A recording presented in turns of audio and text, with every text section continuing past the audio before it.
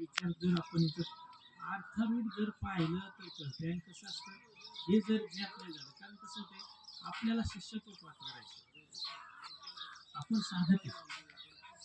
आपण कोणी साधक आहे. साधकाने ते जर गोष्टी जर पाळल्या नाही तर त्याला पुढच्या स्टेजपर्यंत जाता येत नाही. मग विचार करा, सद्गुरूंचं कार्य करतात, शिष्याने काय केलं पाहिजे? शिष्याचं कार्य केलं पाहिजे. कारण ते शिष्य सद्गुरू कधी होते हे त्याला बी कळत नाही. तुम्ही म्हणता तुम्ही असंच काय म्हणता? मला तुम्ही सांगा, आपले पोरं आपल्या घरात कारवाई कधी होते हे कधी कळते? हे सहजच होऊन जाते. पण प्रपंच व्यवस्थित करीत असला तर व्यवहारातलं उदाहरण, आणि जर प्रपंच व्यवस्थित नसला तर त्याच्या कारभार देत नाही. हे व्यवहारातलं उदाहरण. जसं प्रपंचाची एकदम व्यवस्थित स्थिती चालू असताना जर त्याने ती सांभाळली तर तो सहस्थितीत पुढे जातो. त्याचप्रमाणे आपण शिष्यत्व जर व्यवस्थित योग्य पद्धतीने शास्त्राच्या प्रमाणे जर आपण स्वीकारले, कारण ह्या गोष्टी एवढ्या सोपी करून एक तर मुळात शिष्य होणे जावं. शिष्य म्हणजे तुम्ही सांगा ना, बद्ध मुमुक्षु सिद्ध ह्या गोष्टी एवढ्या सोप्या नाही. तू बद्ध म्हणजे ज्याला काय देव धर्म कळत नाही, त्याच्यात काय घेणं नाही घेणं, ते काय आला काय गेला, काय ते आला गेला नाही, त्याला काही बद्ध ती बद्ध स्थिती. बद्धाचा तुम्हाला सांगतो मुमुक्षु इच्छा खूप आहे, मार्गच नाही ना. इकडे जाऊ का तिकडे जाऊ, तिकडे जाऊ का तिकडे जाऊ, मार्ग नसतो. आणि इकडून तिकडून शास्त्र वाचून काही जर कळायला मार्ग सापडला तर मार्ग सापडल्याच्या नंतर साधक होण्यासाठी गुरु त्या पद्धतीचे पाहिजे ना. ते संतांचं प्रमाणे आडक्याचे किती ते असावे. मग जर ते आपल्याला योग्य पद्धतीने भेटत, ते इंद्रिय दमन ऐशे गुरु आदित्याचे 3 मिळाले तरी ते आजार. हे जर साधना करायला येत नसतील असे किती जरी भेटले ना, कारण काय होतं मग ते बाबा काय सांगायचे, राडका गुरु मरता गुरु बाय काय गुरुचं ते मार्का काय मार्का राडकाच्या काय फायदा काय?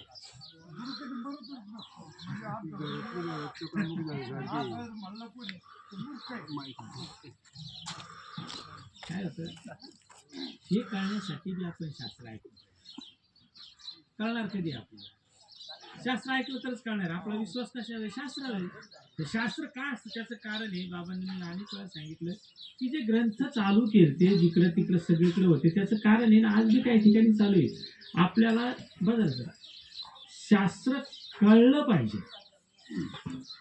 शास्त्र कळाल्याच्या नंतर ते आपण अंतःकरणात ठसवलं पाहिजे.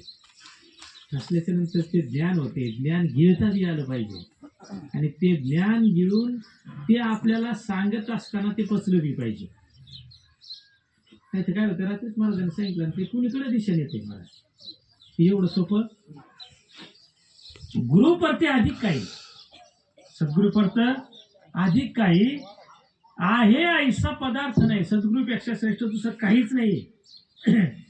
आणि सद्गुरु स्वीकार करून जर आणि काही पाहत असतील त्यांनी त्यांनी समजून घ्यावं आपण कोणत्या हिशोबात.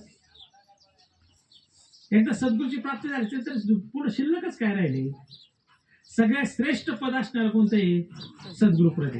मग सद्गुरू आपल्याला प्राप्त झाले. सद्गुरू प्राप्त झाल्याच्यानंतर त्यांनी जी दीक्षा सांगितली, जी साधना करायला सांगितली, ती साधना करून आपण त्या ठिकाणापर्यंत पोहोचल्यानंतर करायचीच काय, आणि त्याच्यासाठीच करायचंय. जर एखादा त्या स्टेपला गेला तर तोच म्हणू शकतो तुकाराम महाराज ते सुखे घालावे का, तर भक्तीत आनंद आहे म्हणून सुखाने ते जन्माला घाला म्हणतात. मग मला तुम्ही सांगा, सद्गुरूपेक्षा श्रेष्ठ कोणीच नाही. सद्गुरूपेक्षा श्रेष्ठ कोणीच नाही. देव तुम्हाला सांगतो, प्रभू रामचंद्र असू द्या, श्रीकृष्ण भगवान परमात्मा असू द्या, यांनी सुद्धा शरणागती कोणाची स्वीकारली? सद्गुरू. साक्षात परमात्मा होते ना, त्यांनी सुद्धा आपलं अं, गुरु गांधी नाही नाही नाही. सद्गुरु भजनापरती हम्म. साधकाची नाही प्राप्ती. मी भगवंत कधी गुरु भक्ती. हा मी भगवंत गुरु गुरुभक्ती केली ना, मित्रांनो करावंच पाहिजे. मग बाकीच्यांचं सगळ्यात श्रेष्ठ असणार भगवान परमात्मा, त्यांनी सुद्धा सद्गुरूंची काय केली, शरणागती स्वीकारली. आणि सद्गुरू शिवाय सगळ्यात श्रेष्ठ कोणीच नाही. सद्गुरूच एक काय सगळ्यात श्रेष्ठ आहे. अवलोकिता दिशा दाही न दिशे त्रिभुवनी. 10 दिशात शोधलं ना तुम्ही, एक दिशा नाही, किती 10 दिशात जरी शोधलं तरी सुद्धा त्यांच्यापेक्षा श्रेष्ठ त्रिभुवनात नाही. 10 दिशा बी स्वर्ग मृत्यू पापादी त्रिलोक असून त्याच्या सुद्धा ते अजिबात त्यांच्यापेक्षा श्रेष्ठ काहीच नाही. प्रज्ञान बळे प्रत्युत्तर गुरुशी विवादी जे नर ते भोगती नरक घोर याव चंद्र दिनमणी. प्रज्ञान बळे प्रत्युत्तर. प्रज्ञान बळे म्हणजे जिला त्याला तर जिंकायला लागला किंवा मला असे होईल म्हणले नुकसान येते. आणि गुरुशी विवादी विवादी वादविवाद करायचा. आणि असं काय असतं वादविवादात काय निष्पन्न होतंय म्हणून. कारण इथं बघा तुम्हाला एवढं स्पष्ट त्यांनी सांगितलंय ना की बारीक सारीक गोष्टीमध्ये तुम्ही ज्या वेळेस, म्हणून तर या शिष्यत्व फार अवघड आहे. ते बाबा काय सांगायचे, अरे हत्ती पाळणं बरं आहे, एक वेळेस हत्ती सांभाळता येईल पण साधूच्या सहवासात राहणं एवढं सोपं नाही. म्हणून तर तुकाराम महाराज म्हणतात, संत संगतीचा न व्हावा वास तिने गुणदोष. हा हा कारण काय होतं एक वेळेस संत संगतीचा वास झाला. संत संगत सांगितली पण वास म्हणजे राहणं. कारण कसं असतं, ज्या वेळेस जास्त काळ तुम्ही संतांच्या महात्म्यांच्या सहवासात राहणार त्यावेळेस कळत न कळत बुद्धी काय होते, ते दोष पाहायला लागते. आणि पर्यायी त्याचा काय होतो, दोष लागला जातो. विवाद कधी तयार होतो, वाद कधी तयार होतो, अविश्वास. आणि हे कधी कळतं, तुम्ही याला गेलते ना परिक्रमेला, गेलते ना परिक्रमेला, हा ते म्हणले परिक्रमेला यायला जरी सुरुवातीला लय जरी लोक गेले ना ते टिकत नाही लय दिवस. ते 1-2च राहते. का बरं, सहवास जास्त दिवसाचा आला ना, आणि सहवास जास्त दिवसाचा आला का माणसाला गुणदोष दिसत आहे. आणि गुण दिवस खटके उडाते. खटके उडाले का बरं तिथं पर्याय नाही ना. त्या परिक्रमेला काय म्हणतो 2-3 महिने, मग हे पुढं ते मागं ते पुढं. हे कारण काय, सहवास जवळ आला. आणि सहवास आल्यामुळं काय झालं, गुणदोष हे विवाद तयार होतो. विवाद तयार झाला, त्याने असं केलं त्याने तसं केलं. आणि मग इकडं काय होतं, इकडं बी तेच होतं. तिकडं जाऊन बी काय केलं.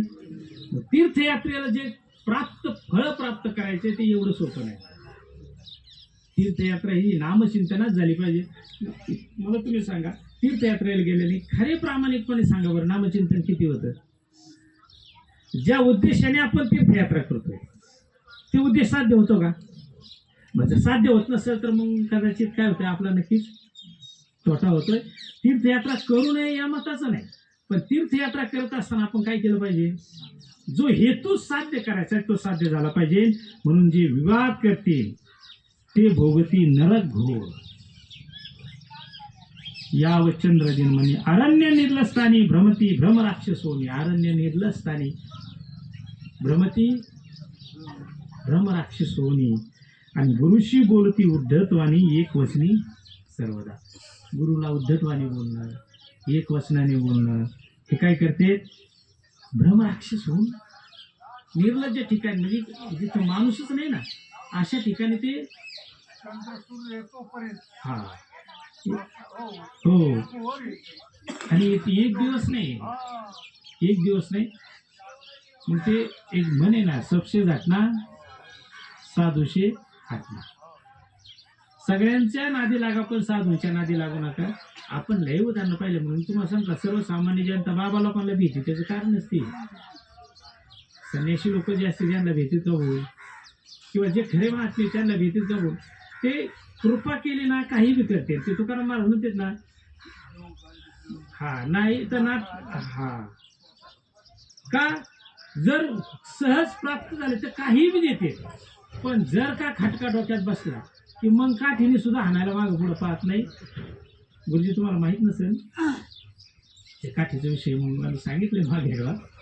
ते शांतानंद महाराज आज समोर ग्रंथ चाललेला बरेच आता त्याच्यातलं कोण नाही समजत ना. तर म्हणजे बऱ्यापैकी जिथं ग्रंथाला तर ते गेलेली बऱ्यापैकी. आणि योग असं एक साधक आला. साधक महात्म्यांचं कसं काम असतं तुम्हाला सांगतो. साधक आला बरं त्याने हार आणलेला, पेड्याचा पुडा आणलेला. बरं बाबा ग्रंथ वाचे, शांतानंद महाराज ग्रंथ वाचे, ते तर आम्ही सगळे बस हा ऐकत. तसं त्यावेळेस माझं वय थोडं कमीच होतं, कारण किती 12 म्हणजे माझ्या मते काहीतरी 12वी झालेली होती. असं आम्ही पुढं नसं बसत, कारण ते बाबांचं जसं काय होता दरारा जास्त होता आणि ते लईच म्हणजे थोडं कडकच काम होतं. ते नारायण महाराजचे होते ते सगळे समोर बसलेले, कचरू 10-12 जण बसलेले. ते हार आणलाय पुढेचे ते पेढे आणले, येऊन दर्शन घेतलं. शांतानंद महाराज दर्शन घेतलं. बाबांच्या हातात काठी होती मोठी, त्यांनी काठी हातात धरायला. आम्हाला तर काहीच नाही कळालं. उठले जेव्हा 2 काठ्या टाकल्या उभ्या राहून त्या पाया पाडणाऱ्याला सगळे घाबरले ना. सगळे नेमकं झालंय काय. नारायण बोने थांबवलं. मला काय म्हणायचं त्यांचं काय झालं ते आम्हाला माहिती नाही. परत त्याचा तपास बी कोणी काही केला नाही.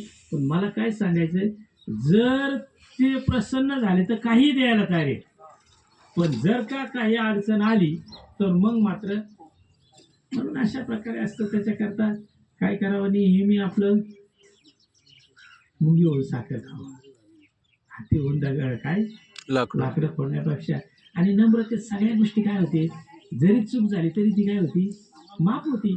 नम्रतेत तेवढे खूप साधन सोपं आहे. फक्त नम्रता करण्यासाठी काय लागते, थोडी राहणत लागते. कारण स्वतः नम्रता प्राप्त कधी होती, आपल्याला थोडं मावळावं लागतं, आपलं अस्तित्व थोडं संपवावंच लागतं, त्यावेळेस नम्र होणार ना. कारण मी असा मी तसा म्हणलं का मग परत ते सापडत नाही. असो, ऋषी बोलती उद्धटवाणी एक वचनी क्षोभता देव ऋषी काळ.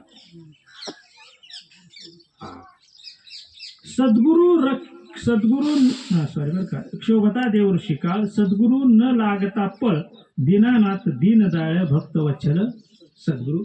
जर सद्गुरूंचा क्षोभ ते म्हणू नका देव, देव ऋषी काळ हे कोणी जरी रागावले ना, हा एक क्षणाचाही विलंब लागत नाही. सद्गुरू काय करतात, तुम्ही कोणाका देव मावली आधी पण करायचो. तर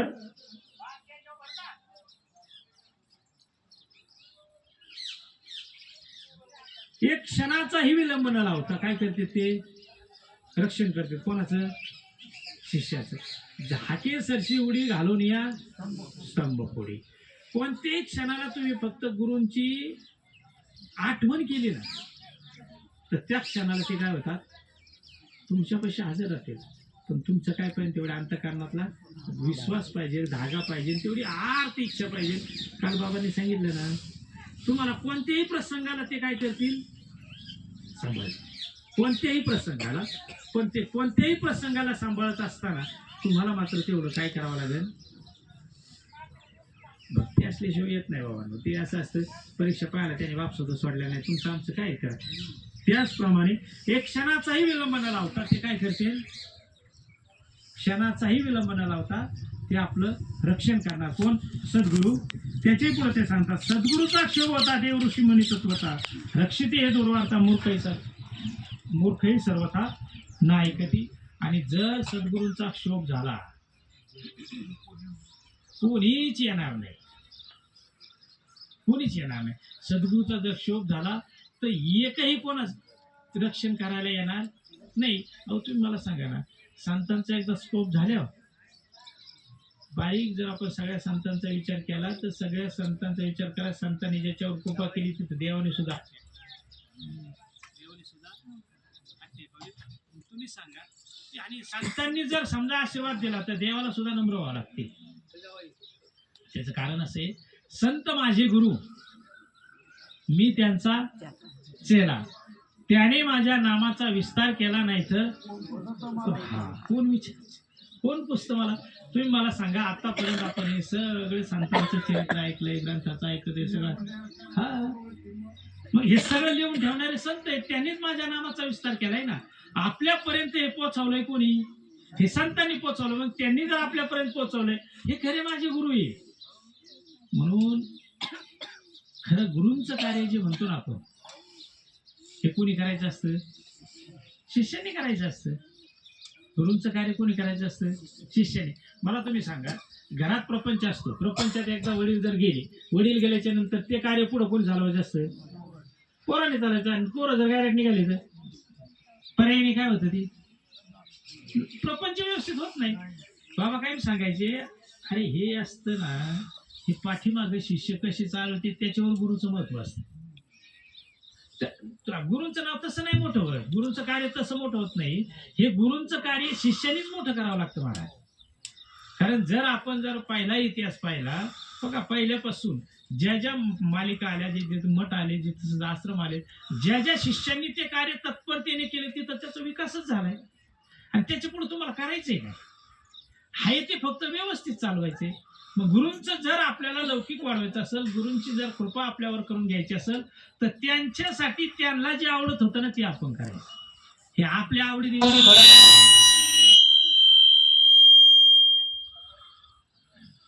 आपल्या ज्या आवडी निवडी येत नाही, सगळ्या सोडून द्यायच्या. विको फक्त बंद करा त्याचा. आपल्या आवडी निवडी काही कामाच्या नाही. कारण आपली आवड काही मिनिटाला बदलते ना. घरी जरी विचार केला तर आपण दिवसात 3 कालवणं खातो, म्हणजे आवड एक आहे का आपली?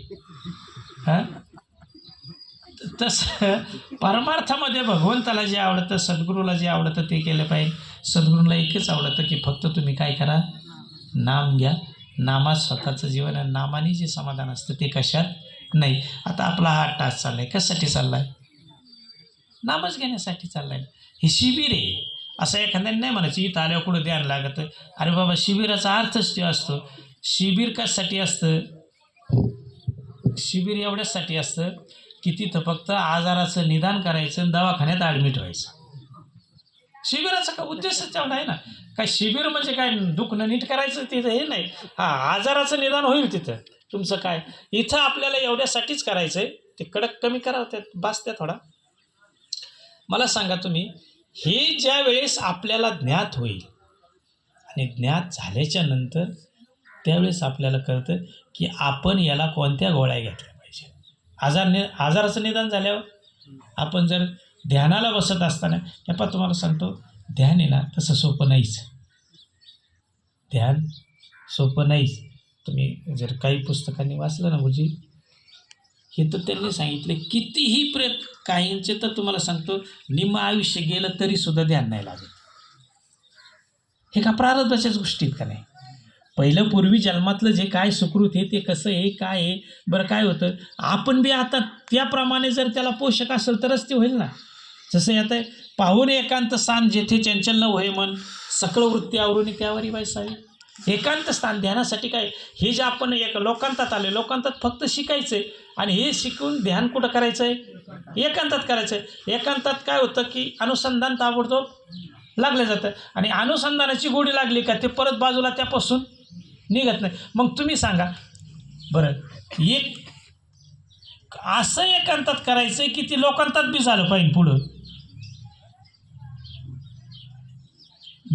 कारण कसं आहे, अनुसंधान म्हणजे आपण हे दशनाथ जे सांगितले, किती नाथ आहे? दशनाथ. त्यातलं पहिला अनुहात वाजती टाळ, अनुक्षीर गीत रसाळ, अनुभव तन्मय सकळ, नामा म्हणे केशव कृपाळुगा.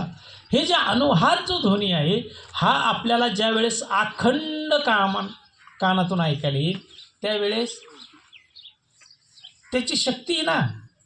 ते नामाचे ठिकाणी तुम्ही आरूढ राहिलात ते. अशा प्रकारे हे कधी होतं?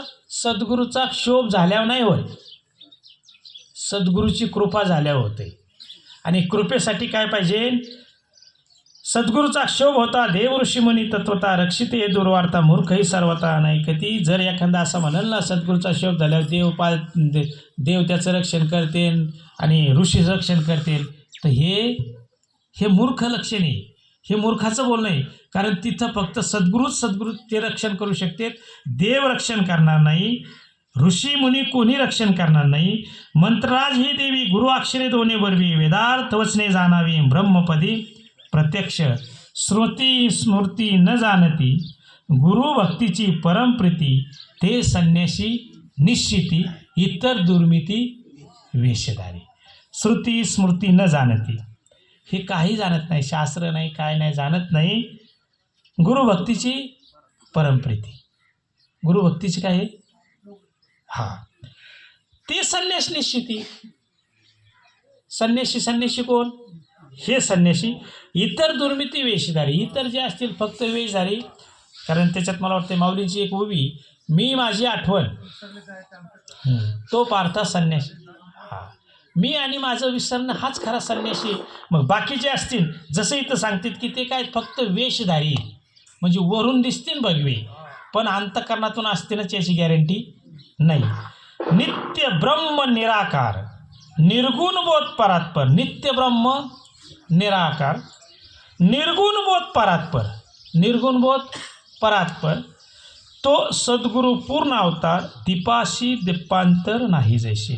नित्य ब्रह्म आहे, निराकार आहे, निर्गुण बोध आहे आणि परात्पर आहे. हे चारही लक्षण. किती? नित्य ब्रह्म आहे, शिवाय निराकार आहे, आकार नाही आहे, नित्य ब्रह्म आहे. निर्गुण बोध आहे, बोध कसा आहे? निर्गुण बोध आहे, परात्पर आहे. तो सद्गुरू पूर्ण अवतार, दीपाशी दिप्यांतर नाही जसे. अशा प्रकारचा हे सद्गुरू म्हणजे काय आहे? अपूर्ण नाही, पूर्ण अवतार आहे. दीपाशी दीपांतर नाही जैसे, गुरुकृपा प्रसादे निजात्मदर्शन स्वानंदे. गुरुकृपा प्रसादे निजात्मदर्शन स्वानंदे, पाहुणे अपूर्ण पदे पेलती दोधे मुक्तीशी. गुरूंची कृपा झाली, गुरूंचा प्रसाद जर प्राप्त झाला तर त्याला काय होते? निजात्मदर्शन होते. निजात्म म्हणजे हा, निजात्म. आता खरी भक्ती जर म्हणलं ना तर हेच झालं पाहिजे. कारण आपल्याला आपल्या आत्म्याचं दर्शन झालं का मग समोरच्याच्या आत्म्याचं दर्शन होतं.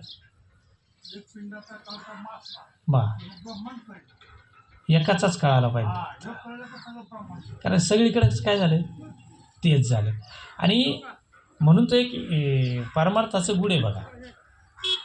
भगवंत एकटा आहे, एकट्याने विश्व निर्माण केलं, विश्वात अनेक झाले आणि अनेकात एकच पाहायचं. अनेकात एक पाहायचं आणि अनेकात एक पाहत असताना हे जड जातं ना आपल्याला तेवढंच जातं. म्हणून निजात्मदर्शन होणं गरजेचं आहे. निज म्हणजे स्वतःचं आत्म्याचं दर्शन झालं पाहिजे. आणि ध्यान कायसाठी चाललंय? ज्यावेळेस याच्यातलं दर्शन होईल त्यावेळेस बाहेरचं होईल ना. आता आपल्या काय म्हणतात ना, एक म्हणे ना, आडातच नाही ते आहे का नाही. आपल्याला आत्मदर्शन नाही, आपलं आत्मदर्शन नाही झालं तर दुसऱ्याच्या आत्म्यातला कसा दिसन? दुसऱ्याच्या शरीरातला कसा दिसत? मग दुसऱ्याच्या शरीरातला का दिसत नाही? साधं आपण ध्यानात धरायचं. जे दुसऱ्यात पाहत नाही, समजा याचं याला नाही ध्यान, त्याचं लक्षणच येते. याला जर याच्याच आत्म्याचं ध्यान नाही तर दुसऱ्याच्या आणि तुम्हाला सांगतो त्याच्याही पुढं ज्या वेळेस आपला निजात्म्याचं दर्शन आपल्याला होतं, तोच निजात्म दर्शन, आत्मा म्हणजे भगवान परमात्मा आहे, आपल्याला आत्म्याचं दर्शन आपल्याला होते. आणि त्यावेळेस समोरच्याला कसं होतं की ज्यावेळेस आपल्या संग ज्याप्रमाणे जसं वागतो त्याचप्रमाणे तो समोरच्या संग. का तर देव झालेला देव कोणा संग कसा वाटेल? देवासारखाच वागणार ना. समजत आहे का? होय गुरुजी? नाही तर माझं चुकायचं बरं. काय होतं, ज्या वेळेस आपलं निजदर्शन झालं, निजात्मदर्शन आपल्याला झालंय, हे ज्या वेळेस समोर चराचरात दिसन आपल्याला, त्यावेळेस आपण ध्यानाच्या लायक किंवा ध्यानाने आपल्याला ती काय झाली? प्राप्ती झाली. ध्यानाने करायचंय काय? ध्यान कशाचं करायचंय? आत्म्याचं करायचं. आपल्या जवळच्या आत्म्याचं करायचं का बाहेरच्याचं करायचंय? आपल्या जवळच्या आत्म्याचं ध्यान करायचंय, त्याचं दर्शन आपण करायचंय आणि आपल्याला जे दर्शन झालंय ते विश्वात पाहायचं. हा ध्यानाचा फायदा आहे. आणि ज्या वेळेस विश्वात त्याचं दर्शन होईल ना त्यावेळेस काही शिल्लक राहत नाही आपल्याकडे. ज्याच्याकडे शिल्लक राहतं का त्याच्याकडे नसतं, काही शिल्लक राहत नाही. हरी यावे निज मंदिरी, आमचे कोणी नाही घरी. कोणीच नाही राहिलं आता. निज मंदिर सांगितलं बरं का, मंदिर पण कोणतं इतर नाही राहिले कोणी. काहीच राहिलं नाही. ते पूर्ण काय झाले, नष्ट झाले, मावळले गेले, विकारच गेले. मग बाकी सगळं त्याच्याबरोबरचं सगळं काही मावळलं, फक्त एक भगवान परमात्मा तेवढाच राहिला. आणि हे ज्या वेळेस आपल्याला ज्ञात होतं, अनुभवला येतं, त्यावेळेस आपल्याला विश्वात दर्शन होतं त्याचं. संत महात्म्याला जे दर्शन झाले त्याचं कारण असते की हे दर्शन, आणि तसं थोडं अवघड बी आहे, सोपं बी नाही.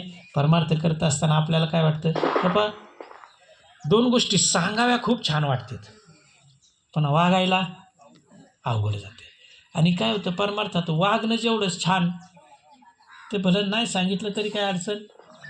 कारण वागायचं आहे कोणाला, परमार्थ कोणाला करायची, आपल्याला. आणि आपल्या वागण्यातून ज्यावेळेस परमार्थ येतो त्यावेळेस खरा तो अनुभवाला येतो, खरा तो आपल्यासाठी फायद्याचा ठरतो.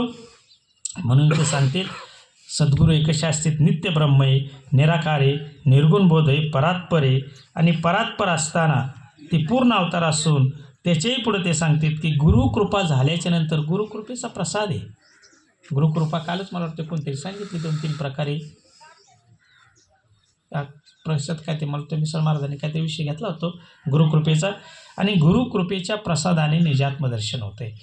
समजायचं आपल्याला, जर निजात्मदर्शन झालं तर गुरूंचा प्रसाद भेटतोय. आणि निजात्मदर्शन स्वानंदे पाहुणे अपूर्णपदी पेलती दोधी मुक्तीशी अहम ब्रह्मस्तंभापर्यंत स्थावर जंगमादी पंचभूत सचिता आनंद अव्यक्त अच्युतानंद सद्गुरू सगळ्या विश्वात फक्त एकच आहे. मग तुम्हाला सांगतो ते अहम ब्रह्मस्तंभापर्यंत, कुठपासून कुठपर्यंत, तिथपर्यंत स्थावर जंगमादी सगळीकडे, पार स्थावर जंगम सगळे आहे ना त्याच्याकडं, पंचभूतासहित सचिता आनंद अद्वय अव्यक्त अच्युतानंद सद्गुरू. परात्पर ध्यान नित्यानंद सनातन, परात्पर ध्यान नित्यानंद सनातन. हृदयी सिंहासनी बैसुनी चिंती चिंतन करायला. हृदयरूपी सिंहासनावरती काय करावं, त्यांना काय करायचं, हृदये सिंहासनी बैसून. आता हृदय आपले चौफाळून आभरे वरी वैसवू पावले श्री गुरूंचे. तर आपल्या हृदयामध्ये सद्गुरू असावा. सद्गुरूंचं स्थान कुठं असावं, आपल्या हृदयामध्ये असावे. अगोचरागम्यत सर्वगत नामरूपी विवर्जित निशब्द जाणे भ्रांत ब्रह्म सदोदित पावती. अंगुष्ट मात्र पुरुष हृदय ध्याता स्वयंप्रकाश तेने स्फुरती भावविशेष निर्विशेष पावती. अशा प्रकारे अंगुष्ट मात्र पुरुष हृदय ध्याता स्वयंप्रकाश, हृदय ध्याता स्वयंप्रकाश तेने स्फुरती भावविशेष. त्याच्यामुळं काय होते, भाव स्फुरल्या जाते. निर्विशेष पावती ऐसे ध्यान करता नित्य तादृश होई सत्य सत्य. हे ध्यान कसं केलं पाहिजे, वरती सांगितल्याप्रमाणे केलं पाहिजे. आणि असं ध्यान ज्यावेळेस करतो आपण त्यावेळेस तादृश होय सत्य सत्य किटकी प्रकृतीचे निमित्त तद्रूप झाली ते तैशी. अशा प्रकारे जर आपण त्या ध्यान केलं, कोणाचं, सद्गुरूंचं, त्यांच्या नामाचं ध्यान केलं, तर एक दिवस जशी तादृश होय सत्य सत्य किटकी भ्रुकुटीचे निमित्त तद्रूप झाली ते तशी आपल्याला जे काही साध्य व्हायचं ते आपल्याला साध्य होतं. जसं ती की आळीचं उदाहरण सांगितलं त्याने, भ्रुकुटीचं, ती गांधीन माशी येतील टाणका मांडते, तिला तिचं ध्यान राहतं, तीच आळी होऊन जाते. तसं आपण ध्यान करता करता आपणच देव होतो, कुंभारीन होऊन जाते, त्याला कुंभारीन म्हणते. मग तसं तिचं ध्यानात काय येतं आहे, फक्त तिला धाके, ती कधी येईन ठाणका मारते, कधी येईन, तिला दुसरं चित्तात काहीच राहिलं नाही. तसं ज्या वेळेस आपल्याला अखंड त्या भगवंताचं स्मरण होईल, महात्म्याचं स्मरण होईल, नामनाचं स्मरण होईल, त्यावेळेस आपली वृत्ती कधी पालटन हेच आपल्याला कळणार नाही. कारण ध्यासे ध्यासे तद्रूपता तद्वस्थिती प्राप्त होती. म्हणून अशा प्रकारे नित्य किटकी भ्रुकुटीचे निमित्त तद्रूप झाली ते तैशी. तसंच आपल्याला होतं आहे. याच्यातून एकच शिकायचं आहे, ध्यान शिबिरातून आपल्याला कसं तद्रूप होता येईल एवढं शिकायचं. कारण आता माझ्या माहितीने आता हे 25वे साल चालू आहे ना, म्हणजे किती वर्ष झाले, आपण 15 वर्ष, तर 10ला चालू झाले म्हणल्यावर 15 वर्ष झाले. 15 वर्ष झाले ध्यान शिबिर आपण घेतोय 2-3 घेतोय, पहिले 4 होते ते, पण याच्यातून आउटपुट कळालं पाहिजे ना आपल्याला, फायदा काय तोटा काय हे तर कळालं पाहिजे ना. नाही तर काय होतं, आपण खर्च आपल्याला होतोय, सगळं लोक येते सगळे होते, पण आपल्याला फायदा काय याच्यात, आणि फायदा नसेल तर मग एक दिवस काय थोडं ते त्या गोष्टीचं काय होतं आहे का नाही. कारण तुका म्हणे हित हो येतो अंगताय काय फार, मग फायद्याचा तर धंदा केलाच पाहिजे ना आपण, तोट्याचा धंदा कामाचा नाही. म्हणून असं फायदा होईलच एवढं चाललं म्हणे. हां हां हेच फायदा, हेच फायदा पण घडभर तर आलं गेलं आहे ना. घरदार पूर्ण आले बायका पूर्ण. म्हणून अशा प्रकारे तशी तद्रुपता करून आपण काय करायचं, आपल्या जीवनाचं कल्याण करून घ्यायचं. पुंडलिका वरदे हरी विठ्ठल श्री ज्ञानदेव तुका, पंढरीनाथ भगवान, माऊली ज्ञानेश्वर, सद्गुरू शांतानंद महाराज, सद्गुरू गिरिवरानंद महाराज, हर हर महादेव. आता काय करा, आता नाश्ता करा, आणि नाश्ता केल्यानंतर बरोबर